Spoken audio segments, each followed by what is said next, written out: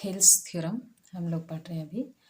परिमेय 6.1 यदि किसी त्रिभुज की एक भुजा के समांतर अन्य दो भुजाओं को भिन्न भिन्न बिंदुओं पर प्रतिच्छेद करने के लिए एक रेखा खींची जाए तो ये अन्य दो भुजाएं एक ही अनुपात में विभाजित हो जाती हैं।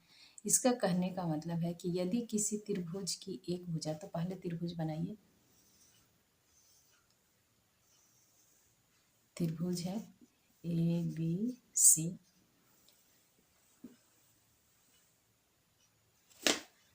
इस त्रिभुज में कह रहा है कि यदि एक भुजा के समांतर, जैसे BC के समांतर यहाँ पर एक रेखा खींची जा रही है जो इसको AB को D पर प्रतिच्छेद कर रही है, AC को E पर प्रतिच्छेद कर रही है।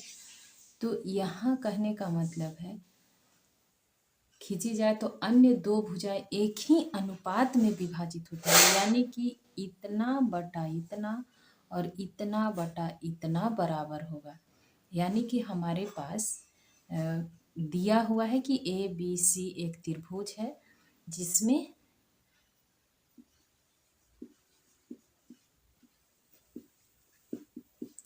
दिया है कि BC जो है वो DE के समांतर है। और हम लोग को प्रूफ करना है, सिद्ध करना है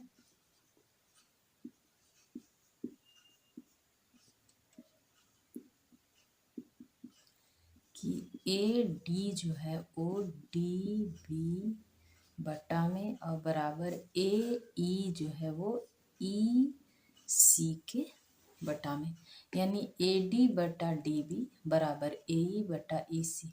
ये हम लोग को प्रूव करना है।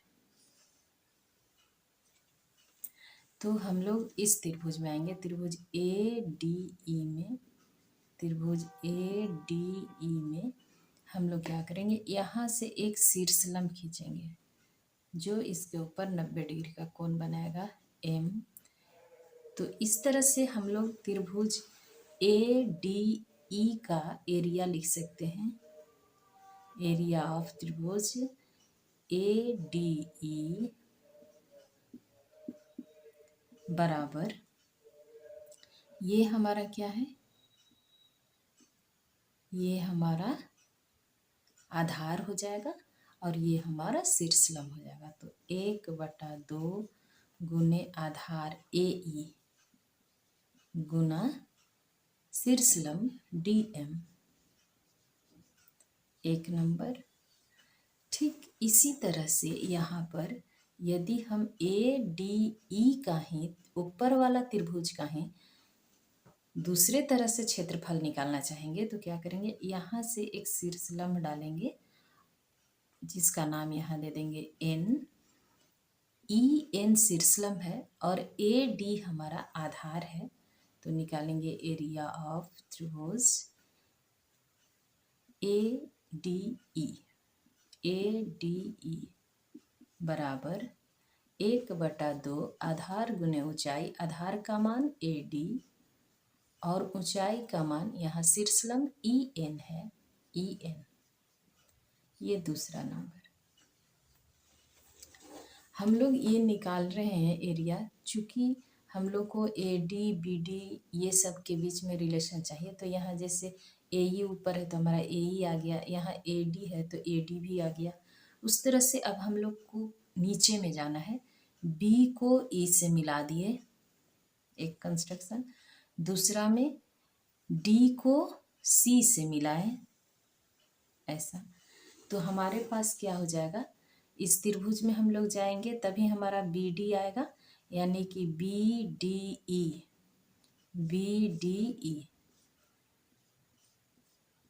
इस त्रिभुज में, त्रिभुज BDE में हम इसका एरिया निकालेंगे। एरिया ऑफ ट्रायंगल BDE में इसका एरिया निकालने से 1/2 आधार, हमारा आधार तो ये है, शीर्षलंब कहाँ है इस शीर्ष से लंब खींचना है, तो किसी भी एक बिंदु से जब हम लोग खींचेंगे तो एक ही शीर्ष लंब होगा, यानी कि ये वाला हमारा शीर्ष लंब होगा ई एन। तो लिखेंगे बी डी गुना ई एन। यहाँ समझना है, जैसे हम लोग त्रिभुज बनाते हैं, यदि अधिक कोण का ऐसा ना, ये हमारा डी कोण है जो अधिक कोण है यहाँ पे, और इधर में हमारा ये ऊपर वाला आ जाएगा तो ई हो जाएगा, इधर में हमारा बी है। ये इस साइड वाला त्रिभुज बना रहे हैं बी डी ई। तो यहाँ हमारा 90 डिग्री का से ज़्यादा कोण बना हुआ है, ये वाला अधिक कोण है। हम जब भी इस बिंदु से शीर्षलंब खींचेंगे तो वो त्रिभुज के बाहर जाएगा। तो हमारा ई एन जो है वो इसका शीर्षलंब है। तो इस त्रिभुज का क्षेत्रफल आधार 1/2 गुने आधार गुने शीर्षलंब, तो शीर्षलंब ये है, इसलिए हम लोग यहाँ पर ई एन लिखे हैं। ये तीसरा नंबर। ठीक इसी तरह से हम लोग जाएंगे त्रिभुज सी डी ई में। त्रिभुज सी डी ई में, इस त्रिभुज में देखिए ऐसे हमारा सी डी ई, ये त्रिभुज है सी डी ई में जा रहे हैं। तो हमारे पास क्या मिल रहा है, इसका क्षेत्रफल निकालना है। तो हमारे पास ई सी जो है वो आधार है और शीर्षलंब कौन है, डी एम। ठीक अभी जैसे बनाए वैसे ही यहाँ भी हमारा अधिक कोण का त्रिभुज है, सेम इस तरह से है। तो यहाँ हमारा जो डी है, डी बिंदु से ऐसे एम जो हमारा गया है वो शीर्षलंब हो जाएगा इस तरह से। तो जब भी अधिक कोण होता है उस त्रिभुज का और उसके द्वारा हम लोग शीर्षलंब खींचेंगे तो इस तरह का त्रिभुज होगा, तो इसका शीर्षलंब बाहर की ओर जाएगा। यदि यहाँ से खींचेंगे तो अंदर होगा, यहाँ से तो खींचेंगे तो अभी सीधा सीधा है, लेकिन हमारा ये 90 डिग्री से अधिक है। जब इधर से बनाएंगे त्रिभुज तो उसका भी बाहर की ओर जाएगा। इस तरह से हम लोग निकालेंगे एरिया ऑफ त्रिभुज सी डी ई बराबर 1/2 गुने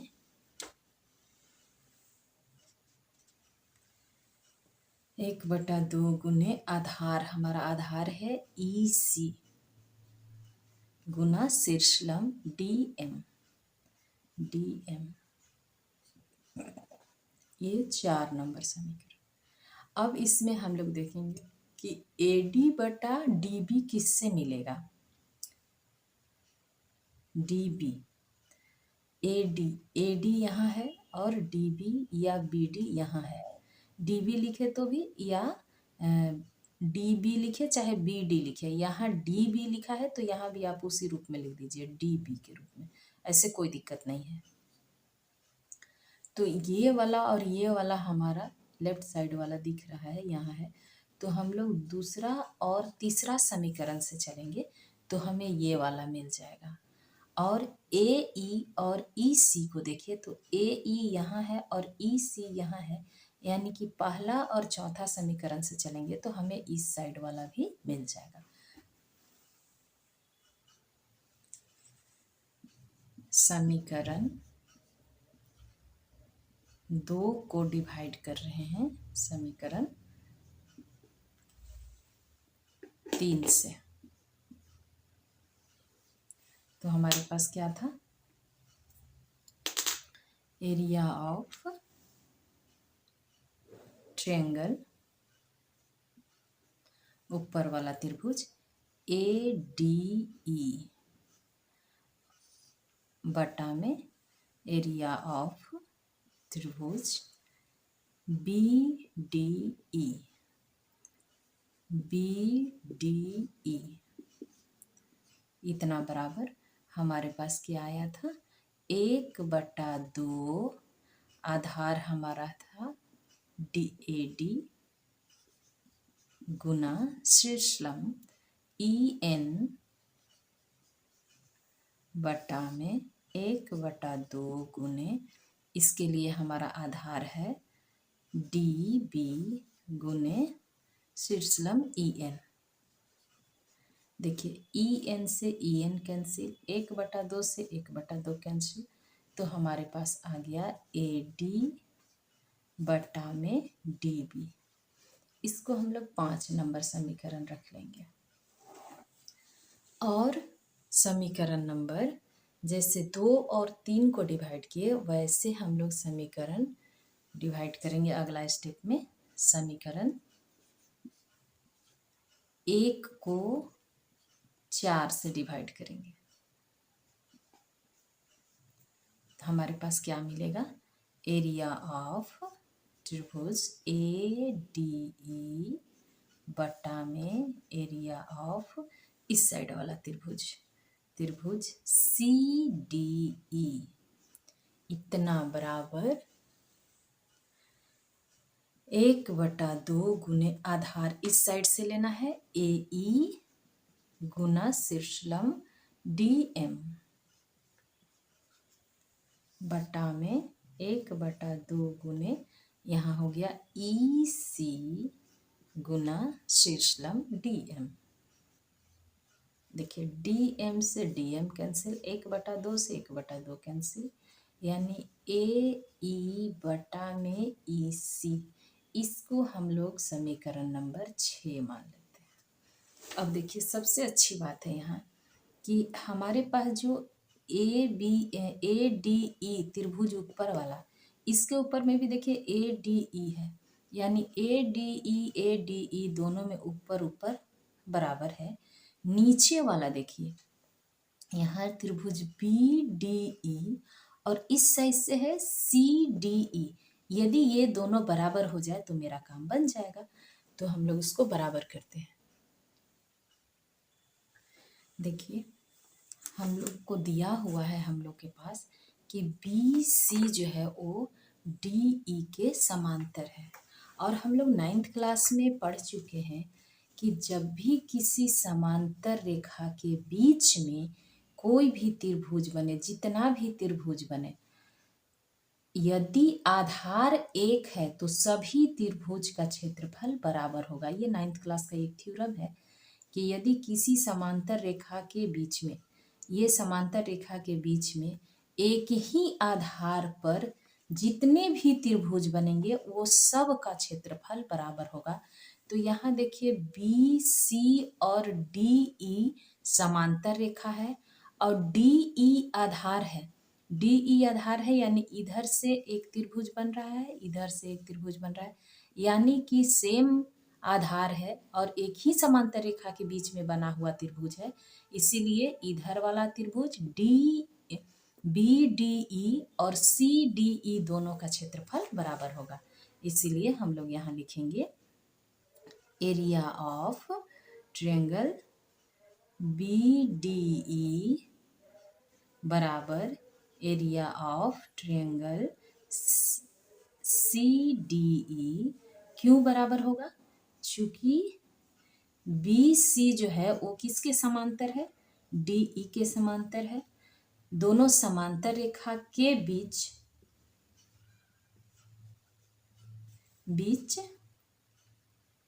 एक ही आधार, एक ही आधार पर बना त्रिभुज है।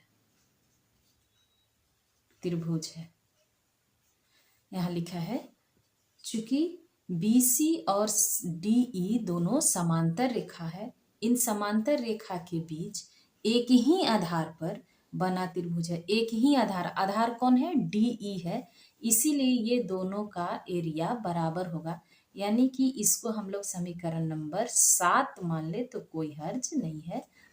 इस तरह से अब देखिए 5, 6 और 7 को देखिए, चूंकि ये त्रिभुज का एरिया इस त्रिभुज का एरिया तो सेम ही है, ये दोनों बराबर हो गया, यानी कि ये लेफ्ट साइड में दोनों 5 और 6 में दोनों बराबर हो गया। इसका मतलब कि राइट साइड वाला दोनों इक्वल हो जाएगा। हमारा इधर ये त्रिभुज का जो है दोनों इक्वल हो गया, इसका मतलब कि ये राइट साइड जो भी मान दिया हुआ है वो इक्वल हो जाएगा। इसीलिए लिखेंगे ए डी बटा डी बी बराबर AE/EC, और ये इसलिए हुआ, हम लोग समीकरण 5, 6 और 7 से लिख देंगे। समीकरण 5, 6, 5, 6 और 7। चूंकि लेफ्ट साइड वाला इक्वल है इसलिए राइट साइड वाला इक्वल होगा। यही प्रूफ करना था। इसी को हम लोग थेल्स थ्योरम कहते हैं और बहुत इंपॉर्टेंट है। इसको एकदम अच्छे से समझना है और बनाना है।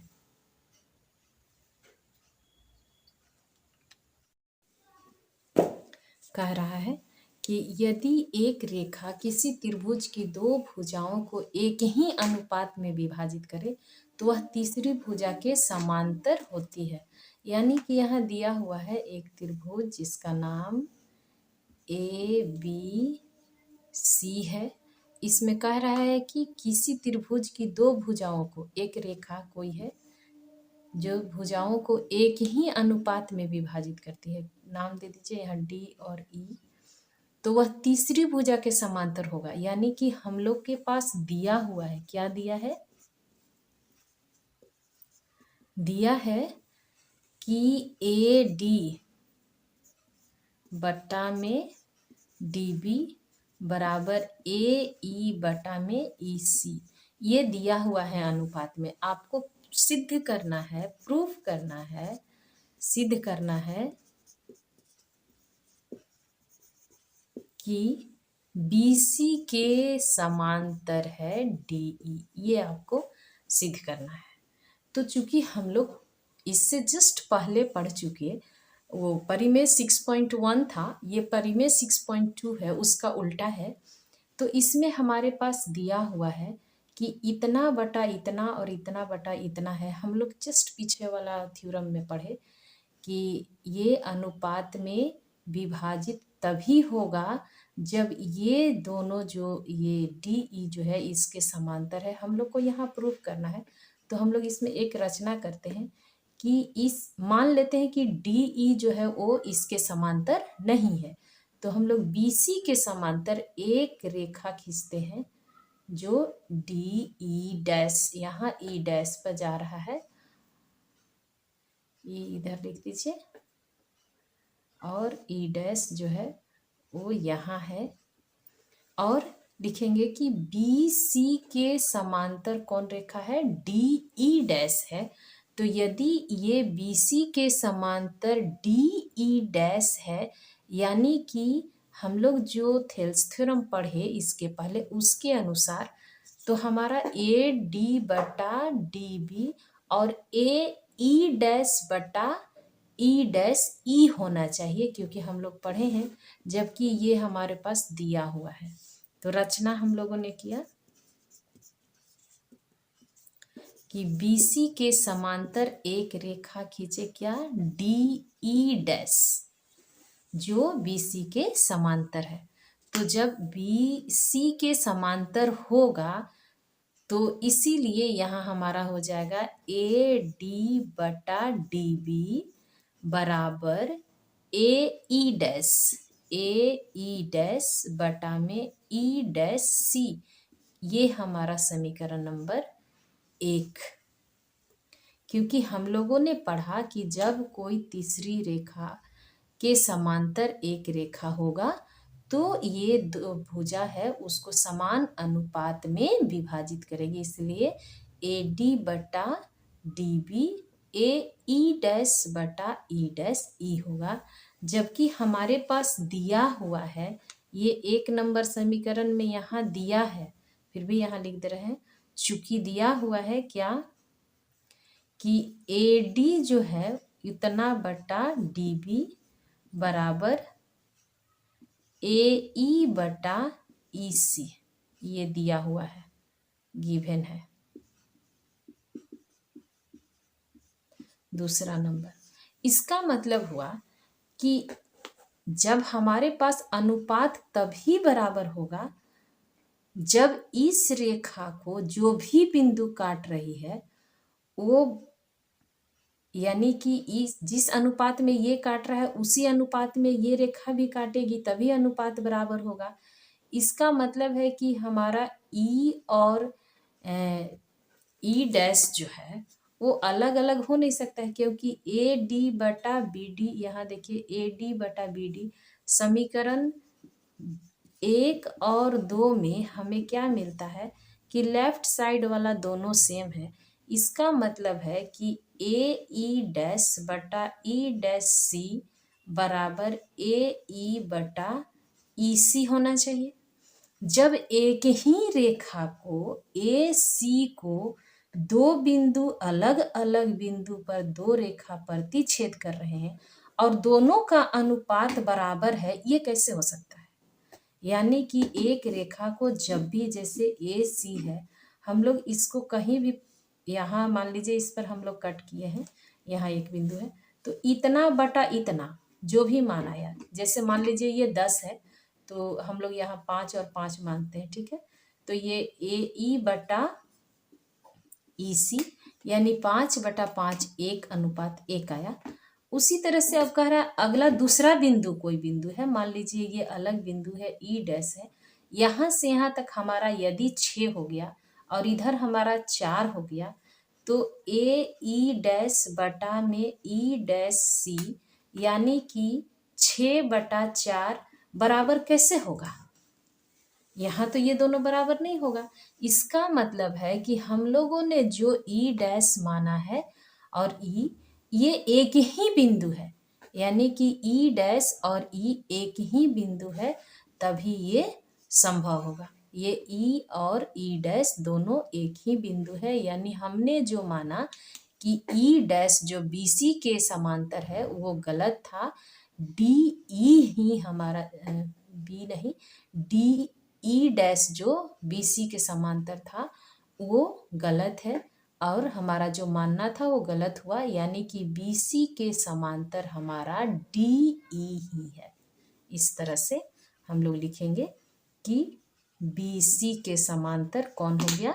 डी ई हुआ। इस तरह से हम लोग प्रूफ करेंगे, यानी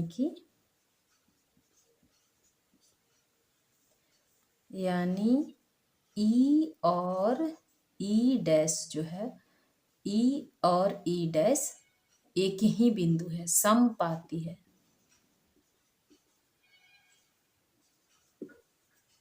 इस तरह से बनाना है।